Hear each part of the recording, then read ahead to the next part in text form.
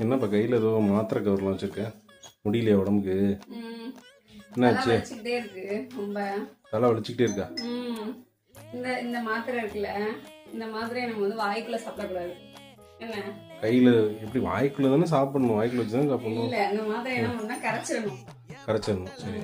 தண்ணி ஜீனி போட்டுக்கணுமா? கரைச்சிட்டு தலையில அப்ளை பண்ணிக்கணும். என்ன மாத்திரைனா வந்து நீர் கோர்வை மாத்திரை.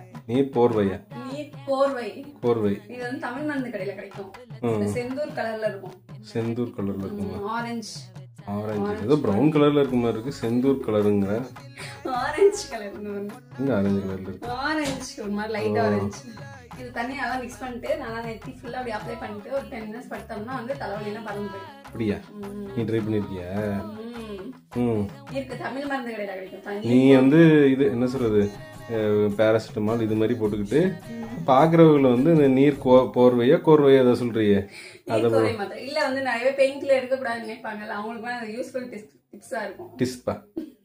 வாய்க்குள்ள என்ன டிப்ஸா இருக்கும், அதெல்லாம் கண்டுக்க கூடாது. டிப்ஸ் வந்து நீர் கோர்வை மாத்திரைன்னு சொல்லிட்டு கடையில கேட்டா தலைவலி மருந்து